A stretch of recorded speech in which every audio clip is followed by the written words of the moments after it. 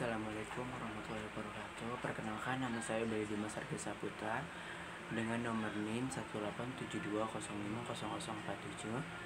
Saya adalah mahasiswa dari Universitas Mata Sakti. Di video kali ini saya akan menjelaskan tentang bentuk, jenis, dan proses pendirian koperasi guna memenuhi tugas project test UTS dalam mata kuliah Ekonomi Koperasi dan UMKM dengan dosen pemangku yaitu Ibu Eka Putri MPDN. Yang pertama yaitu bentuk koperasi. Menurut Undang-Undang Perkoperasian, koperasi dapat berbentuk koperasi primer dan sekunder. Yang pertama yaitu koperasi primer. Koperasi primer adalah semua koperasi yang didirikan dan beranggotakan perorangan. Untuk membentuknya minimal 20 orang yang dapat memiliki kebutuhan ekonomi yang sama bersepakat untuk mendirikan koperasi. Yang kedua yaitu koperasi sekunder, adalah semua koperasi yang didirikan oleh dan beranggotakan badan hukum koperasi, baik badan hukum koperasi primer ataupun badan hukum koperasi sekunder. Dibentuknya koperasi sekunder harus berdasarkan adanya kesamaan kepentingan dan tujuan efisiensi usaha berkoperasi jenis ataupun berbagai jenis dan tingkatan yang akhirnya bermuara pada peningkatan kesejahteraan anggota koperasi. Bentuk koperasi. Karena itu, pendirian koperasi sekunder harus bertujuan untuk meningkatkan efisiensi dan efektivitas serta pengembangan kemampuan koperasi primer dalam menjalankan peran dan fungsinya. Koperasi sekunder dapat didirikan tidak hanya oleh koperasi-koperasi sejenis saja, melainkan juga dapat didirikan oleh koperasi yang berlainan jenis karena terdapat kepentingan aktivitas dan kebutuhan ekonomi yang sama. Di sini ada juga jenis-jenis koperasi. Yang pertama yaitu koperasi simpan pinjam. Koperasi simpan pinjam adalah koperasi yang beranggotakan masyarakat baik selaku konsumen maupun produsen barang. Usaha koperasi jenis ini adalah menyelenggarakan fungsi himpunan dana dan menyediakan pinjaman atau modal untuk kepentingan anggota. Yang kedua yaitu koperasi konsumen, adalah koperasi yang beranggotakan para konsumen atau pemakai barang kebutuhan sehari-hari. Usaha koperasi jenis ini adalah menyelenggarakan fungsi penyedia barang-barang keperluan sehari-hari untuk kepentingan anggota dan masyarakat selaku konsumen. Yang ketiga yaitu koperasi produsen, koperasi yang beranggotakan para produsen barang dan memiliki usaha rumah tangga. Usaha koperasi jenis ini adalah menyelenggarakan fungsi penyediaan bahan dan atau sarana produksi. Yang keempat, koperasi pemasaran, adalah koperasi yang beranggotakan para pemasok barang hasil produksi. Usaha koperasi jenis ini adalah menyelenggarakan fungsi pemasaran atau distribusi barang yang dihasilkan oleh anggota. Yang kelima, koperasi jasa, koperasi yang menyelenggarakan fungsi pelayanan jasa tertentu untuk kepentingan anggota, misalnya jasa asuransi, angkutan, audit, pendidikan, pelatihan, dan lain sebagainya. Tata cara pendirian koperasi.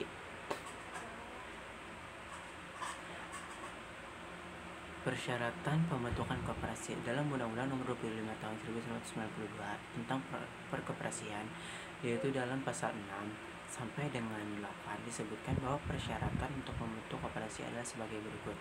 Yang pertama, persyaratan pembentukan koperasi didasarkan atas bentuk koperasi yang akan dibentuk, yaitu apakah koperasi primer atau koperasi sekunder. Yang kedua, untuk persyaratan pembentukan koperasi primer memerlukan minimal 20 orang anggota. Untuk pembentukan koperasi sekunder memerlukan minimal 3 koperasi yang telah berbadan hukum. Koperasi yang dibentuk harus berkedudukan di wilayah negara Republik Indonesia. Untuk membentuk koperasi dilakukan dengan akta pendiri yang memuat anggaran dasar. Yang kedua, dasar-dasar pembentukan koperasi. Orang-orang yang mendirikan dan yang nantinya menjadi anggota koperasi harus mempunyai kegiatan atau kepentingan ekonomi yang sama. Usaha yang akan dilaksanakan oleh koperasi harus layak secara ekonomi. Maksudnya yaitu Ekonomi tersebut akan dikelola secara efisiensi dan mampu menghasilkan keuntungan usaha dengan memperhatikan faktor-faktor tenaga kerja. Tata cara pendirian koperasi yang ketiga yaitu modal pendiri harus cukup tersedia untuk mendukung kegiatan usaha yang akan dilaksanakan tanpa menutup kemungkinan memperoleh bantuan.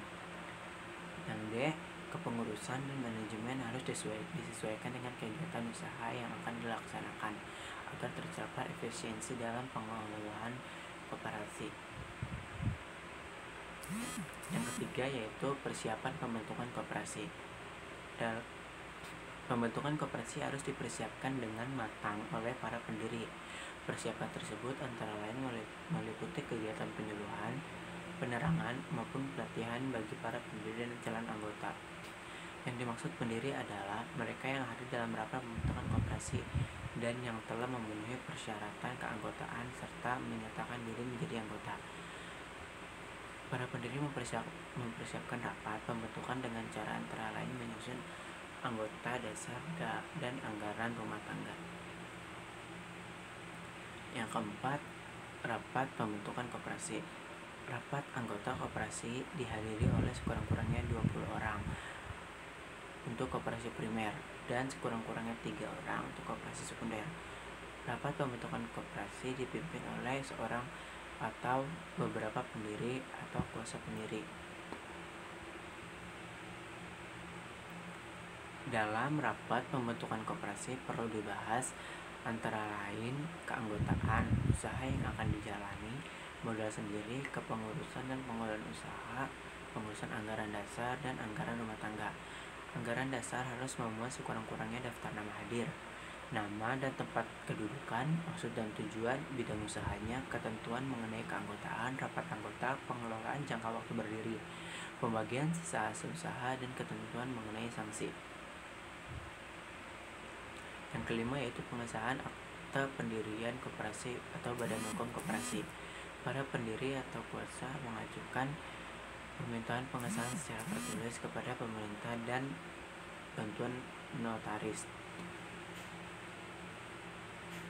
Pengesahan tersebut hendaknya diajukan dengan melampirkan berita acara pembentukan koperasi termasuk pemberian kuasa untuk mengajukan permintaan pengesahan akta, surat bukti penyetoran modal, rencana awal kegiatan koperasi, daftar hadir rapat pembentukan koperasi, data koperasi, data penyusunan pengawas koperasi, fotokopi dari masing-masing anggota, rekomendasi dari kelurahan yang diketahui oleh kecamatan domisili koperasi itu berada. Yang keenam yaitu pertanggungjawaban kuasa diri. Selama permintaan pengesahan akta pendiri koperasi masih dalam penyelesaian, kuasa pendiri dapat melakukan kegiatan usaha atau tindak hukum untuk kepentingan calon anggota atau calon koperasi. Setelah akta pendiri koperasi disahkan, maka pendiri harus segera mengadakan rapat anggota. Pada saat RAT pertama ini akan dirumuskan perangkat lunak dan perangkat keras dari organisasi koperasi dibentuk, seperti tata kerja dan struktur organisasi. Dalam perjalanannya, organisasi yang dibentuk dapat mengembangkan jaringan dengan cara masuk ke dalam keanggotaan organisasi gerakan koperasi seperti Dewan Koperasi Indonesia untuk tingkat pusat, Dekowimpil untuk tingkat provinsi, dan Dekopinda untuk tingkat kabupaten kota. Sekian dari saya, kurang lebihnya mohon maaf. Wassalamualaikum warahmatullahi wabarakatuh.